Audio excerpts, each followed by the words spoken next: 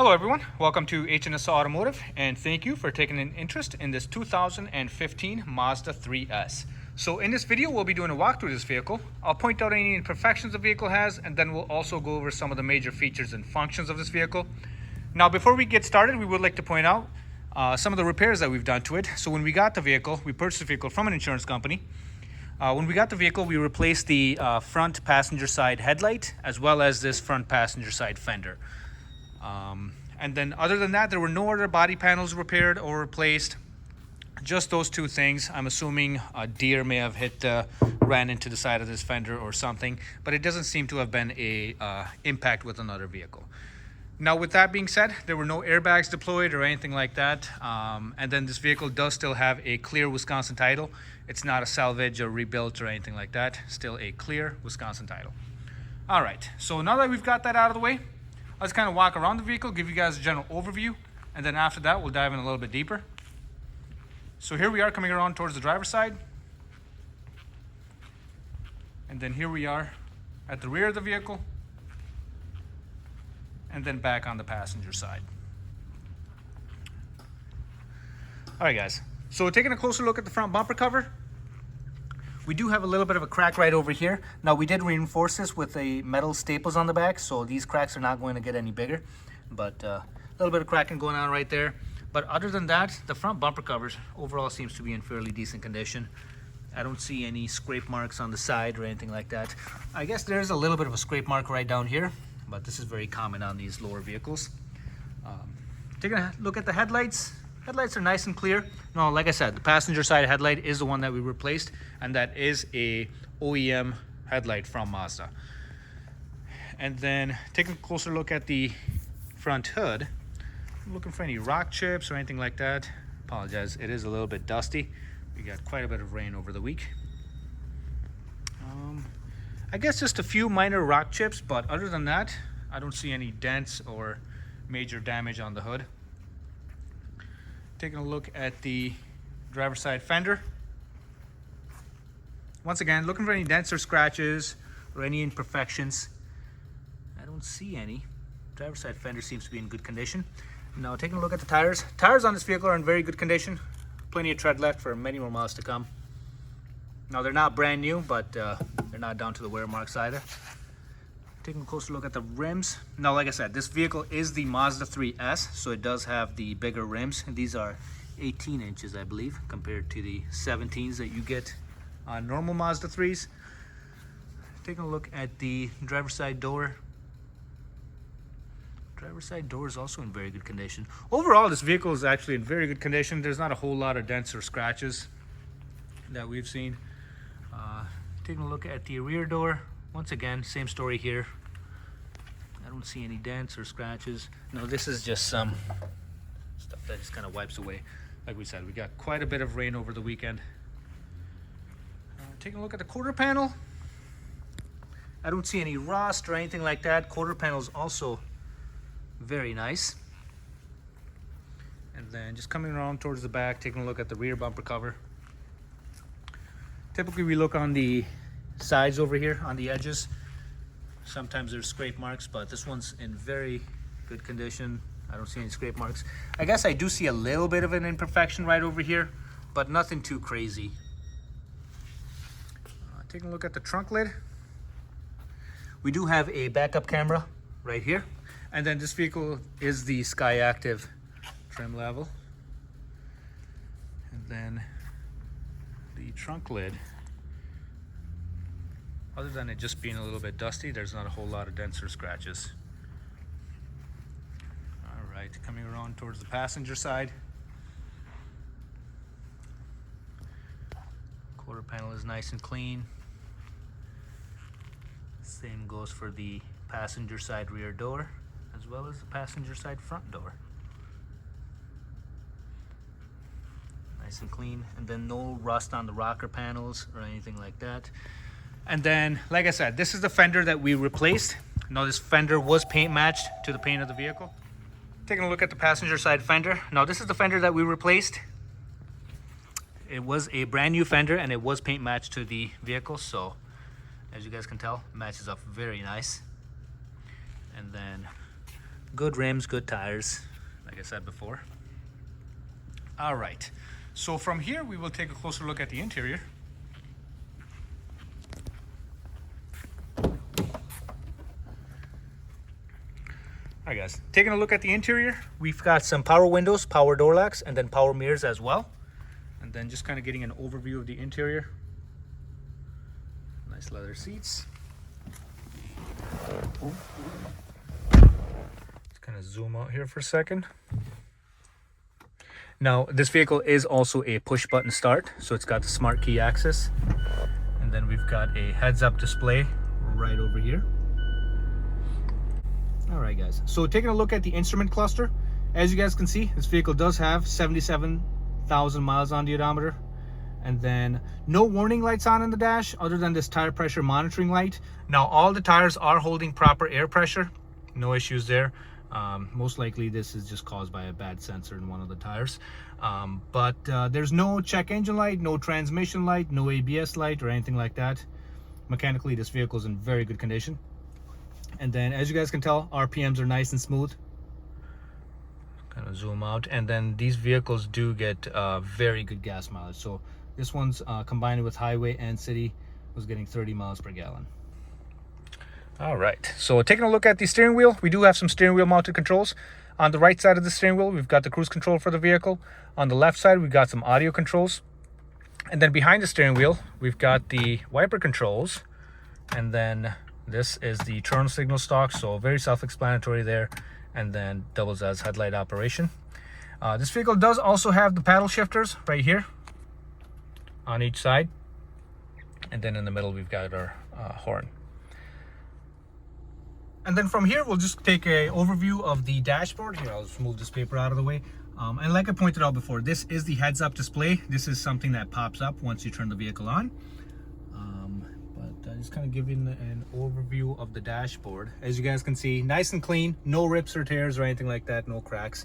And then we do have a nice screen right in the middle. So this doubles as your navigation screen as well as the audio screen and all that stuff.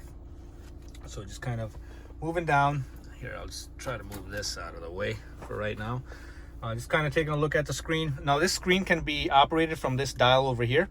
We got some quick buttons. So if you press the home button, kind of takes you to this menu screen over here. And then you can use this dial to scroll left and right. And then to click on something, you just press in. And then that is your enter button. So very self-explanatory, very easy to use, nothing too complicated there. And then just kind of moving down, we've got our climate control vents on either side. This is our hazard button. And then moving down from there, we'll turn the lights on. This vehicle is equipped with heated front driver and passenger side seats. So these are your buttons for that. High, low, and medium options right there. And then beneath that, we've got our climate control vents. Once again, very self-explanatory. This vehicle does have dual climate control zones, so the driver and the passenger can have their own temperature settings. We've got our fan control right in the middle, and then a few vent controls in the middle as well, right there. We've got our CD insert is right here, and then just some extra storage for your phone or wallet. We got a sport button right over here, and then an automatic transmission, and then it does give you the option to shift manually as well.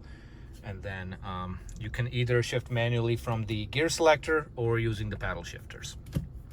So I'll go ahead and put this back into park. Once again, we kind of already went over this. This is your volume control for the radio. And then got our cup holders right here, and then an armrest, which doubles as storage as well. And then in here, we've got an SD card that you can use to play music off of, and then USB connectivity, and then aux connectivity as well. And then, not sure if I mentioned it, but this vehicle obviously does have Bluetooth connectivity as well, so you can hook up your phone and listen to songs off of there. All right, just kind of getting an overview of the interior. As you guys can tell, seats are nice and clean, no rips or tears. All right, so from here we'll be checking out the rear seating area, but before we do that, I'll just kind of point out this vehicle does have a sunroof as well. And then it's got the option to flip up and then slide back.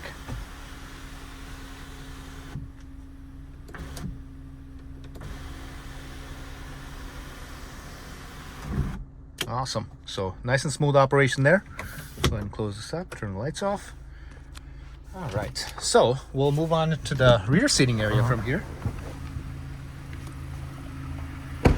As you guys can tell, the vehicle is currently running. Nice and smooth running engine. And then this is our rear seating area. We got power windows back here as well. And then nice leather interior back here. And then we do have an armrest that doubles as cup holders right there. And then seats on this vehicle, especially in the rear, seem like they've never been used. So in very good condition. So you guys can hear the engine running, but from here we'll take a closer look at the engine compartment. Alrighty guys, so as you can see, we're in the engine compartment for this vehicle. I'll just kind of be quiet for a second, let you guys take a listen.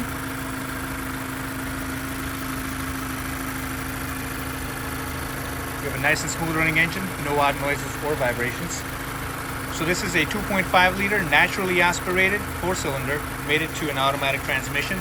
There's no turbos, no nothing, naturally aspirated. So very simple and easy to maintain drivetrain. All right, from here, we'll take a look at the undercarriage. All right guys, so as you can see, we've got the Mazda on the left. From here, we'll be checking out the undercarriage. I'll start from the front, work my way towards the back. Starting with the front passenger side suspension. So as you guys can see here, got the CV boot. CV boot's nice and intact. It's not ripped or torn. Now if this was ripped or torn, we would see grease all over the place and it'd be a mess down here. And then the lower control arm as well as the strut on this side has been replaced. Now we did not replace this. This seems to have been replaced before the vehicle was sold. And then one other thing, we noticed that there was some repairs done over here on the wheel well. Once again, that was done before we purchased the vehicle. So I'm guessing at some point somebody hit a curb or something and then this tire hit on the wheel well. Fairly common issue, but I just wanted to point that out. And then just moving on into the driver's side, try to zoom in a little bit. As you guys can see on this side too, CV boot's nice and intact, not ripped or torn. Everything is properly mounted and secured. And then from here, we'll take a look at the engine compartment. Turn my light on. All right. Now taking a look in the engine compartment, I'm gonna try to snake it in here, show you guys that there's absolutely zero leaks or anything like that. We got the engine oil pan right over here, engine oil filters over here, so very easy to do your own maintenance on these vehicles. And then here, I'll just kind of go right down the middle. And then just kind of show you guys, we got a nice heat shield right over here, and then the subframe. As you guys can tell, no corrosion issues or anything like that, other than just normal surface rust, nothing too crazy.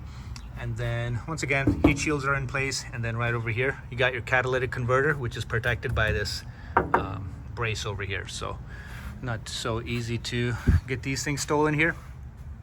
And then you got your exhaust running right down the middle.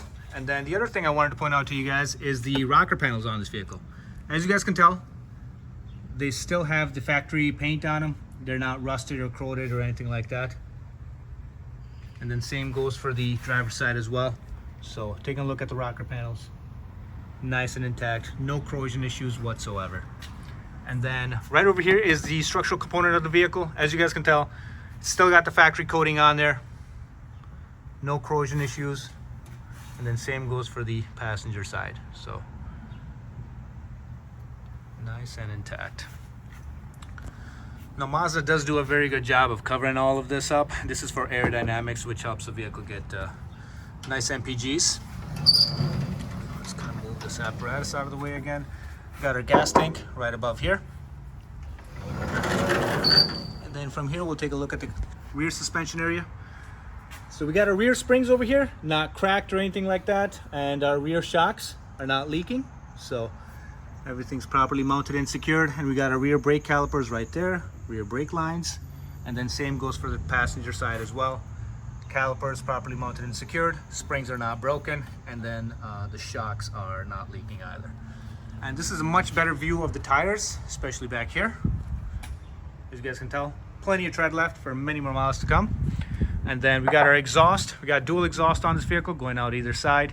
And then this is our rear subframe. So once again, very clean, no corrosion issues. And And then this is a gas tank I was showing you guys earlier. And then just kind of taking a look at some of these suspension components. They're actually very clean on this vehicle.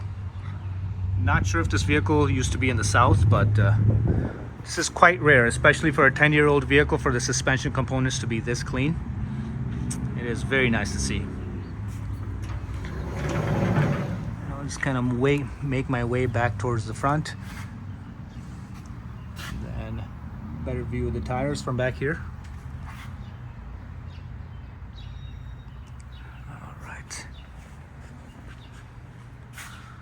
All right, guys, so that was the undercarriage portion of this video walkthrough.